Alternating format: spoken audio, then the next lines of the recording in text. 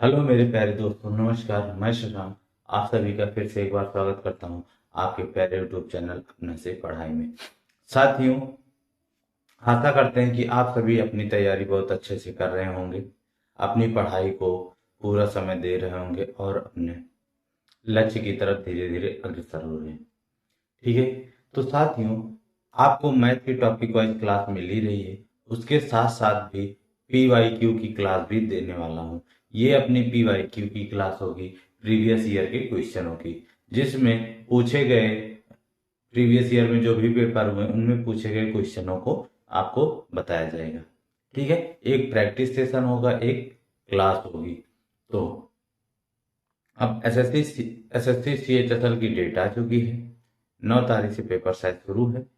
तो सभी बच्चे इस क्लास में जुड़ जाएं और अपने एग्जाम को क्लियर करने के लिए देखें कि कैसे कैसे पेपर में क्वेश्चन आते हैं। तो साथियों, जो जुनून के साथ जुट जाइए कि इस बार आर पार कर दीजिए, इस बार की लड़ाई आर पार की लड़ाई लड़ जाइए कि एकदम फतेह कर देंगे।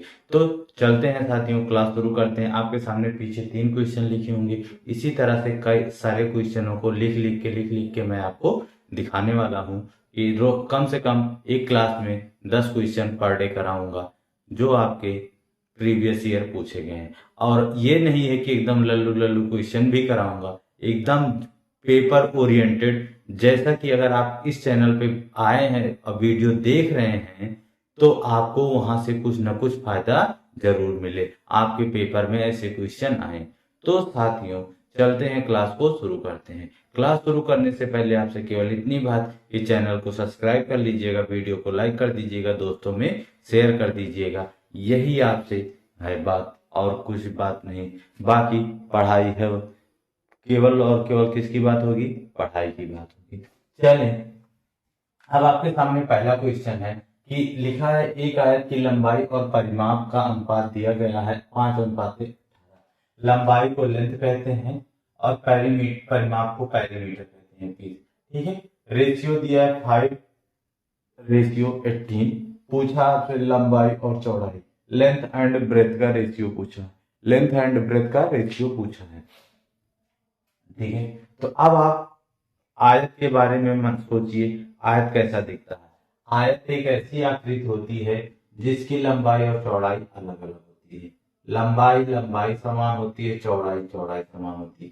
2 लंबाइयां होती हैं और 2 चौड़ाइयां होती हैं, जिसमें 90 डिग्री के कोण बनते हैं। देखो भैया, लंबाई ये इसकी लेंथ होती है और ये क्या है? ब्रेथ होती है।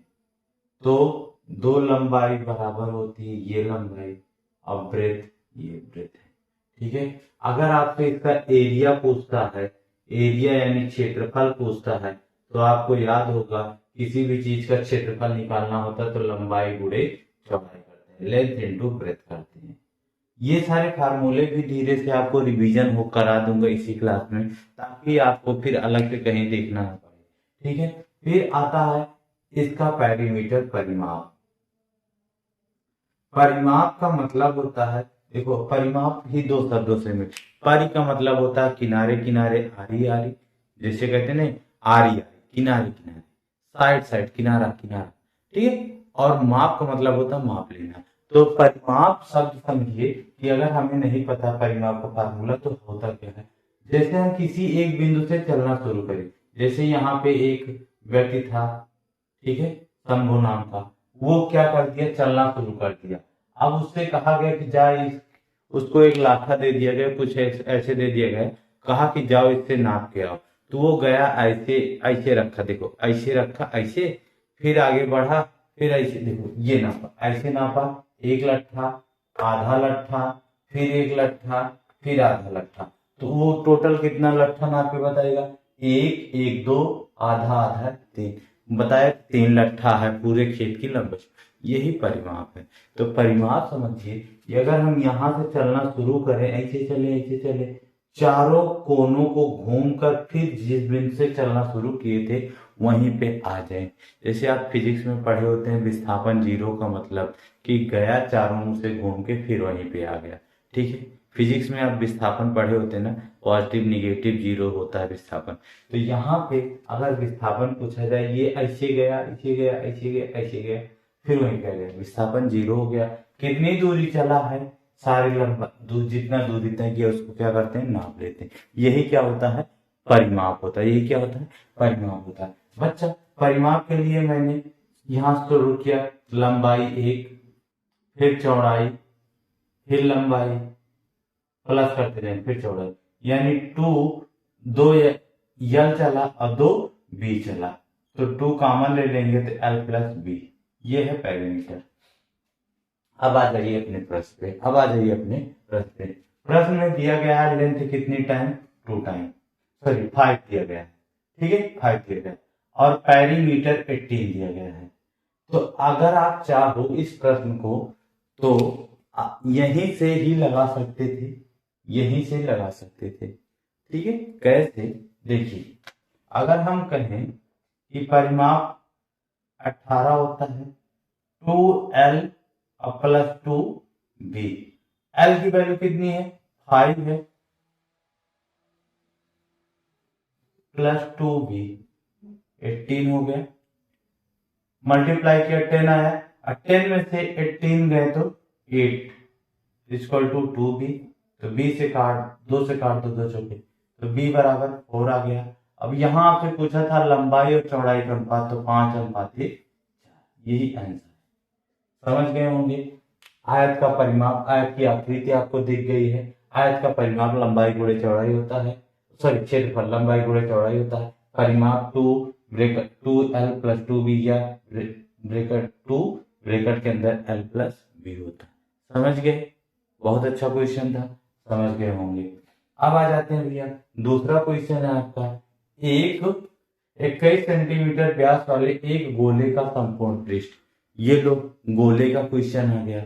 गोले का संपूर्ण पृष्ठ क्या होता है, गोले का संपूर्ण पृष्ठ, गोले का आयतन, गोला होता कैसा है, 3D। आप गेंदा देखें ना, वो गोल होता है, 3D आकार का होता है, 3D आकार का।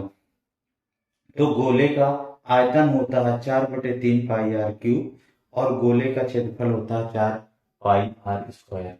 देखो यहां से आपको अगर इसका आयतन पूछे, बैलून पूछे, आयतन पूछे, तो इसका बड़ा लिखते हैं। अगर आपसे बैलून पूछे, इसका आयतन पूछे गोले का, इधर 2D 3D से सीधे फार्मूला बेस पूछता है, 4/3 पाई आर क्यूब। आर क्या होती है, गोले की रेडियस होती है, आर क्या होती है, गोले की त्रिज्या होती है, गोले की त्रिज्या होती है, ठीक है। पाई एक नियतांक है जिसकी वैल्यू 22/7 रखते हैं। अब गोले का संपूर्ण पृष्ठ पूछा है, तो संपूर्ण पृष्ठ बराबर 4 पाई आर स्क्वायर। बस इसी फार्मूले पे आपको क्या कर देना है, रख देना है, आपका आंसर निकल के आ जाएगा, आंसर निकल के आ जाएगा भैया, ठीक है। अगर आप रखना चाहते हैं तो अब रख लीजिए। देखो ये व्यास दिया गया है, व्यास क्या होता है, डायामीटर जिसको कहते हैं।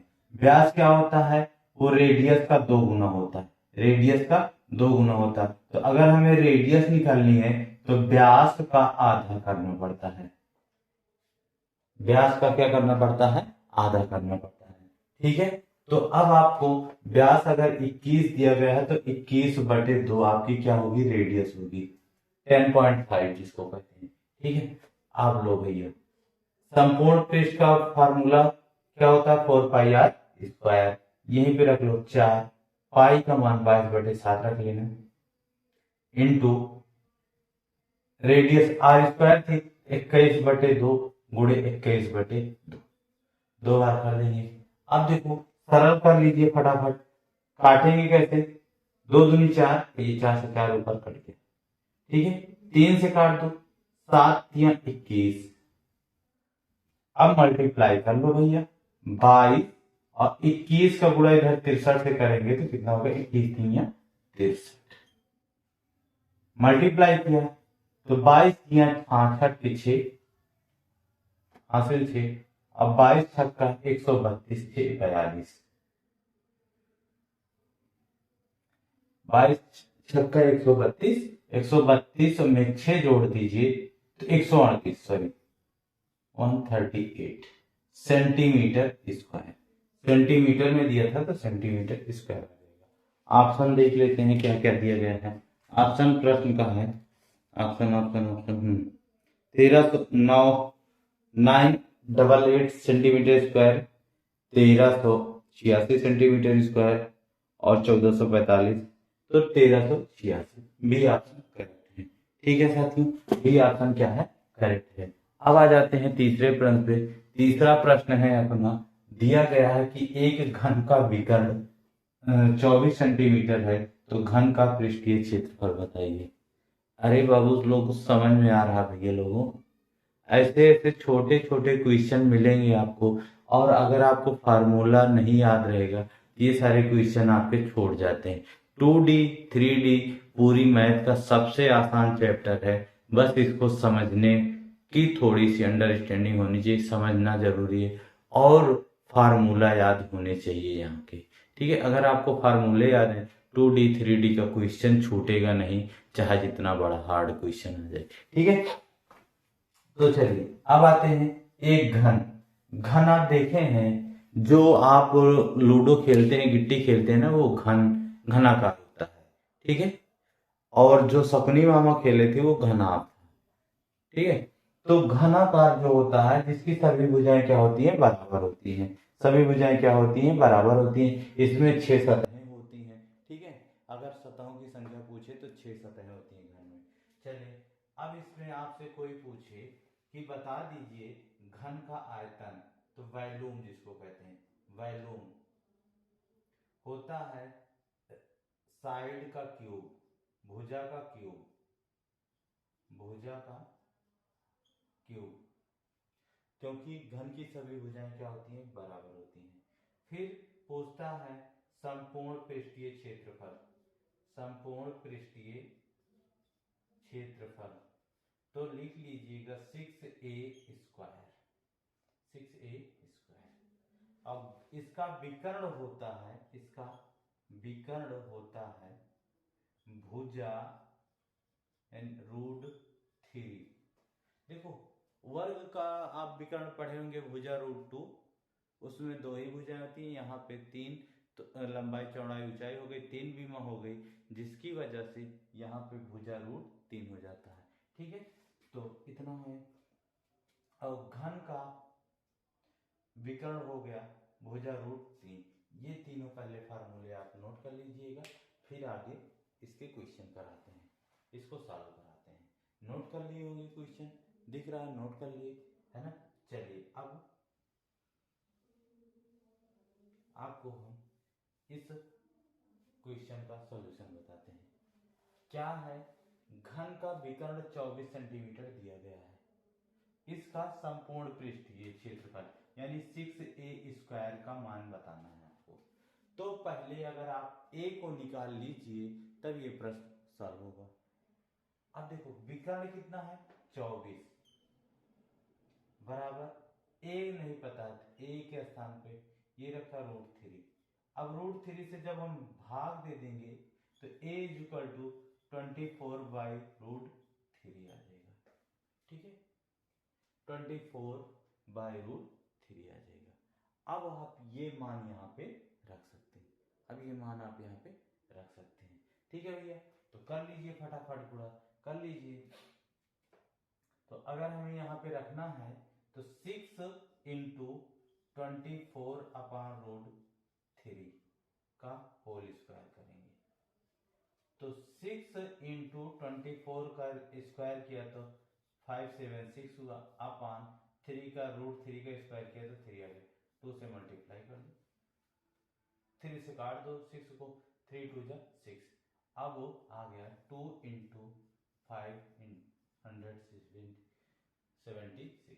गुणा कर दीजिए भैया फटाक से, 2 छगे 12, 2 से 14 15, 2 पंचे 10 1 11, 1152 सेंटीमीटर स्क्वायर। ये है इसका संपूर्ण पृष्ठीय क्षेत्रफल। समझ गए होंगे, ध्यान से। पहले विकर्ण पता था हमें, भुजा नहीं पता थी, तो भुजा क्या कर लिए हैं, निकाल लिए। भुजा निकाल लिया 24 24/√3 आया। अब 6a² से सॉल्व कर लिया, ठीक है, 6a² से सॉल्व कर लिया, खटाक से आ गया। चले आगे बढ़ते हैं, अगला क्वेश्चन पे आते हैं। चलिए आगे क्वेश्चन है, आगे का है, दिया गया रेशियो का है A/B बराबर 3:5, B/C बराबर 7:8, C/D बराबर 2:3। तो पूछा 2A/3D की मान बताइए, 3D का मान बताइए। और अगला क्वेश्चन है, एक घनाभ है, क्यूबाइड है, जिसका पृष्ठीय क्षेत्रफल पूछा, संपूर्ण पृष्ठीय क्षेत्रफल, जिसकी लेंथ दी गई है 20 सेंटीमीटर, ब्रेथ दी गई है 15 सेंटीमीटर और हाइट दी गई 8 सेंटीमीटर। ये दो क्वेश्चन है। तो देखिए सबसे पहले रेशियो का आज मैं आपको एक ऐसा शानदार तरीका बताने वाला हूं कि जो ये तिरछा वाला गुणा करने का मैटर ही खत्म हो जाएगा। आज के बाद आप नहीं सोचेंगे कि हमें किससे कहाँ गुणा करना है, ये करना। सबसे पहले देखो, जो नंबर या जो लेटर कॉमन है उनको बीच में रखने की कोशिश करिए। देखो जैसे बी है और सी दो कॉमन है ना, तो ये बीच में रहेगा। पहले हम रेशियो लिख लेते हैं, A/B ratio C ratio D।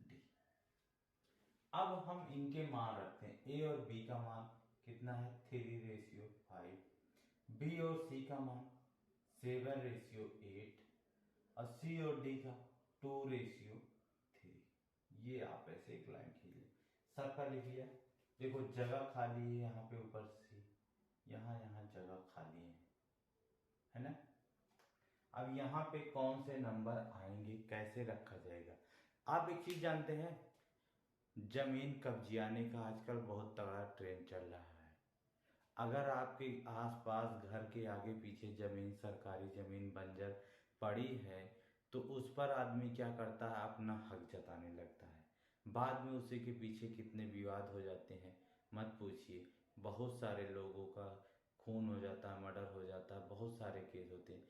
तो भैया आप लोग इंसान बने रहिएगा, इंसानियत ही सबसे बड़ा धर्म है, ठीक है। अगर आप इंसान हैं तो रहिएगा, जानवर के प्रवृत्ति मत अपनाइएगा। चलो आते हैं, अब देखिए अगर आपके घर के पीछे जमीन खाली है तो क्या आप चाहोगे कि कोई दूसरा आके वहां कब्जा करे? नहीं करने दोगे ना। तो ऐसे देखिए यहाँ पे 5 था, उसके बाद ये 2 प्लाट खाली दिख रहे थे, तो यहाँ पे कब्जा कौन जमा सकता है? तो जिसके घर के पीछे, किसके 5 के पीछे है, तो यहाँ पे कौन से नंबर आ जाएंगे, 5 आ जाएंगे। बहुत ध्यान से समझिएगा, बहुत मजा आती है इसे रेशियो बनाने में, कुछ है नहीं। अब ये 8 था, पहली लाइन भर गई, पहले का जमीन कब्जा हो गया। दूसरी लाइन में आ जाइए, 8 के बाद खाली था, यहाँ क्या आ जाएगा 8, और इधर 7 के आगे खाली था। चाहे आगे खाली हो चाहे पीछे खाली हो, कब्जा आप किसी को करने नहीं दोगे, खुद ही रहना चाहते हो। अब तीसरी लाइन में आ जाइए, 2 के आगे खाली था, 2 आ गया, यहां भी 2 आ गया। अब इनको सीधे हमें ऊपर से नीचे मल्टीप्लाई ही कर लेना है सबका, बस ऐसे। तो 3 से 7 जा 21 और 2 से मल्टीप्लाई किया 42 आ गया, ठीक है इसका। अच्छा अगर हम एक चीज देखें, एक चीज थोड़ा सा और सरल कर सकते हैं इसे। देखो 2 2 2 8, कटने वाला दिखे तो काट दीजिए। देखो ये 2 कट गया, ये 2 कट गया, ये 2 कट गया और ये 4 से कट गया, बात खत्म। तो 3 का 7 से 21 आया, 7 का 5 से 35 हुआ, 5 का 8 से 40 हुआ, और 5 4 3 4 पंचे 20 थी 60 हुआ, ठीक है भैया। अब आपसे 2A/3D पूछा था, 2A/3D। तो A की वैल्यू क्या आ गई, 21 आ गई, B की 35, C की 40, D की 60 आ गई, काम खत्म। 2 × 21 रेशियो 3 × 60 कर लो भैया, दुनिया मुट्ठी में। कर सकते हैं तो कर लीजिए, दुनिया मुट्ठी में। देखो 3 सत्ते 21, 3 से काटा 3 सत्ते 21, 2 से ये 30 हो गया, 30 हो गया। तो 7/30 कर लो दुनिया मुट्ठी में। आ गया भैया, ये रेशियो था आपका 2a ratio 3d is equal to, पूछा था आपसे, a की वैल्यू रखा, d की वैल्यू रखा, ठीक है, समझ गए होंगे। प्लॉट बुकिंग बहुत शानदार तरीका है, प्लॉट बुकिंग बहुत शानदार तरीका है कि कहीं पे भी पूछे अगर आपसे रेशियो, तो रेशियो रखने के लिए आप गलत नहीं करेंगे। नहीं तो पहले सब ऐसी तिरछा पर कोनी पता नहीं क्या करते थे, गलत हो जाता था, कभी कभी भूल जाते थे, 2 से ज्यादा आ जाए, 3 से ज्यादा आ जाए तो अब आप ध्यान रखेंगे, जितनी भी जमीन आपके घर के पीछे खाली होगी तो आप उस पर कब्जा करने के सक्षम हो तो कर सकते हैं आप कब्जा, कोई रोक नहीं सकता, ठीक है। चलें, और अगर कमजोर हैं तो फिर तो भाई कोई बात ही नहीं है। जैसे एक कहावत है कि गरीब जो होता है या जो कमजोर होता है उसी को सब क्या करते हैं, दबाते हैं, परेशान करते हैं, और जो दबंग होता है उसको कोई नहीं। तो अगर यहाँ दबंग आदमी बैठ है ये तो कब्जिया लेगा, नहीं तो भाई कोई दूसरा ही आके कब्जा करेगा, ठीक है। चलिए आगे आ जाइए, घनाभ पे आते हैं। घनाभ का क्वेश्चन है, घनाभ का आयतन होता है, देखो वॉल्यूम अगर पूछा जाए, घनाभ के बारे में अभी थोड़ी देर पहले बात हुई थी।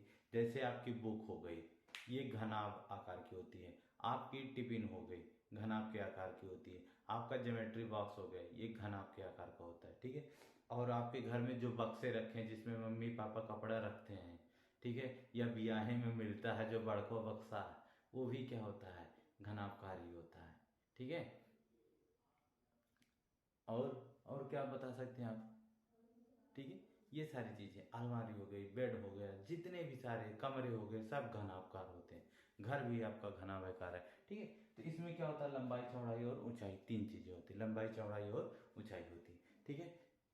और आपके हाथ में जो रहता है हमेशा ऐसे ऐसे करते रहते हैं, का मोबाइल, वो भी घनाभकार है, ठीक है।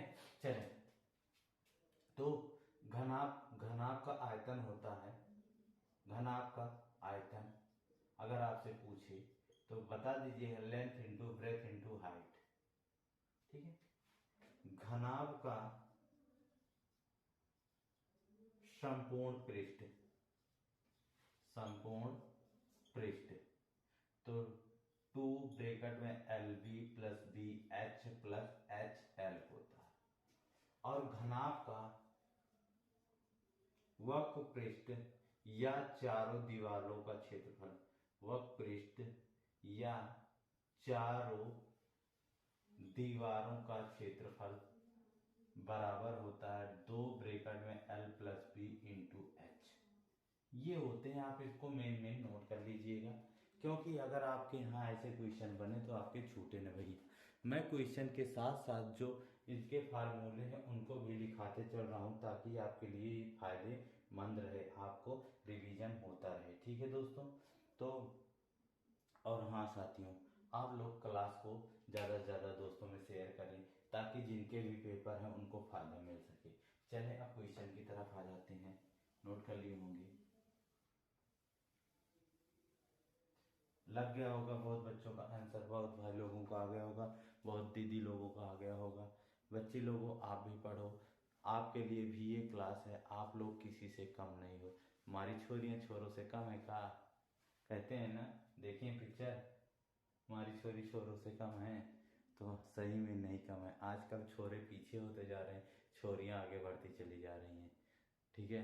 छोरे छोरियों के चक्कर में ही रह जा रहे हैं और छोरियां आगे निकल जा रहे हैं। चल इधर आ जा प्यारे बाबू, कहाँ भटक रहा है, ठीक है। चलो, संपूर्ण पृष्ठीय क्षेत्रफल होता क्या है, 2 ब्रैकेट में l b plus b h और प्लस एच एल, कर लो भैया दुनिया मुट्ठी में। तो देखो 2 को रहने दो पहले, एल इंटू बी, अब लिख के दिखा दो, लंबाई 20 है, चौड़ाई 15, ऊंचाई, ठीक है, प्लस 15 गुणे 8 और प्लस 8 गुणे 20 हो गया, 15 दूना 30, 300, 15 अट्ठे 120 और 20 अट्ठे 160, ऐड करके 2 से मल्टीप्लाई, देख छोरा, 0 0 0, 6 2 8, 1 2 3 3 2 5, चल छोरी, 0 2 8 16 2 5 10 11 1160 सेंटीमीटर स्क्वायर क्षेत्रफल क्या है? 1160 सेंटीमीटर स्क्वायर। और अगर बच्चा आपको याद होता तो ये सब करना ही नहीं था, यहीं से सीधे 15 दूना 30 300, फिर 15 8 120 120 और प्लस 20 8 160, सीधे जोड़ के उसका 2 गुना कर देते, फटाक से आपका क्षेत्र संपूर्ण पृष्ठीय क्षेत्रफल आ जाता। अगर इसका आयतन पूछेगा बच्चा तो आयतन सेंटीमीटर क्यूब में होगा, आयतन हमेशा क्यूब में आएगा, क्षेत्रफल हमेशा वर्ग में आएगा, स्क्वायर में। तो 20 गुणे 15 गुणे 8 कर लीजिएगा, फटाक से इसका आयतन आ जाएगा। चल आगे बढ़ते हैं, चले छोरो आगे बढ़ते हैं। चलिए आ जाए साथियों, और एक लास्ट एक क्वेश्चन और कराना है, एक आपके लिए होमवर्क दिया गया है। देखिए इसमें दिया गया है कि दो संख्याओं का योग 17 है, उनका गुणनफल 34 है, तो उनके वर्गों का योग। तो अगर आपको बीजगणितीय सर्व समीकरण याद है तो इस तरह के क्वेश्चन आप आसानी से कर सकते हैं। ऐसा कोई दो नंबर लीजिए जिनको जब हम जोड़ दें तो उनका योग कितना आ जाए? 17 आ जाए, तथा उनको जब हम गुणा करें तब उनका गुणनफल कितना बने? 34 बने। तो आप ऐसे करते रहेंगे, डेसिमल में आ सकता है, कैसा भी आ सकता है, ठीक है। तो अब आपको सीधे से एक बीजगणितीय फार्मूला सर्व समीकरण याद हो जो 7 महत्वपूर्ण है, उन्हीं में से एक लगेगा यहाँ पे। तो जैसे हम कहते हैं, मान लीजिए संख्या हमारी दो थी, एक संख्या ए थी दूसरी बी थी, एक संख्या ए थी दूसरी बी थी। अगर हम इनको जोड़ के लिखें तो ए प्लस बी बराबर 17 हो गया। गुणनफल उन्हें ए इंटू बी बराबर 34 आ गया। कहा उनके वर्गों का योग, यानी ए का स्क्वायर प्लस बी का स्क्वायर का योग आपसे पूछा है। अगर आप ये बता दीजिए हमें a प्लस बी दिया गया है और a स्क्वायर बी स्क्वायर निकालना है तो क्या करना पड़ेगा? इसी a प्लस बी का होल स्क्वायर करना पड़ेगा कि नहीं करना पड़ेगा? जब हम करेंगे तो a square plus B square plus 2ab आ जाएगा कि नहीं आ जाएगा? आ गया होगा इतना समझ में कि ये प्रश्न कैसे करा जाता है। तो a प्लस बी के स्थान पे कितना रखा है? 17, 17 का स्क्वायर कर दीजिए बराबर, ये तो पूछा ही, A square plus B square plus 2 गुणे ए बी की वैल्यू कितनी है? 34। 17 का वर्ग किया तो 289 आ गया, equal to a square plus B square plus 2 से मल्टीप्लाई किया तो 68 आ गया। 68 को इधर ले आके क्या कर दीजिए? माइनस कर दीजिए। जब 68 को देखो क्यों माइनस करेंगे, इधर वैल्यू प्लस में है, बराबर के अगर एक दूसरी तरफ जाता है, स्थान परिवर्तन होता है तो वैल्यू भी चेंज हो जाती है, ठीक है भैया। तो जब इसको इधर लाया तो 9 में से 8 गए तो 1 बचा, और 8 में से 6 गए 2 और 2, ये कितना आ गया? ए स्क्वायर प्लस बी स्क्वायर की वैल्यू 221। ये आपके थे क्वेश्चन, आज के लगभग 6 से 7 क्वेश्चन हो गए, और ये एक क्वेश्चन आपको दिया गया है होमवर्क में। इसका आंसर कमेंट्स बॉक्स में जरूर डालिएगा, मैं आपको आंसर बता दूंगा कमेंट्स में ही, जो भी डालेगा उसका आंसर, ठीक है। तो आई होप ये क्लास आपको पसंद आए, वीडियो को लाइक कर देना, दोस्तों में शेयर कर देना, और ज़्यादा से ज़्यादा साथियों से चैनल को सब्सक्राइब करवाना। जितना आप वीडियो देखेंगे, लाइक करेंगे, सब्सक्राइब कराएंगे, मुझे मिलेगा मोटिवेशन, उतनी ही ज़्यादा आपको अच्छी और अच्छी अच्छी क्लासें मिलती रहेंगी साथियों, ठीक है। तो आप मेरी हेल्प करिए, मैं आपका एग्ज़ाम पास कराने में पूरी तरह हेल्प करूँगा, ठीक है। चलते हैं, फिर मिलेंगे, तब तक के लिए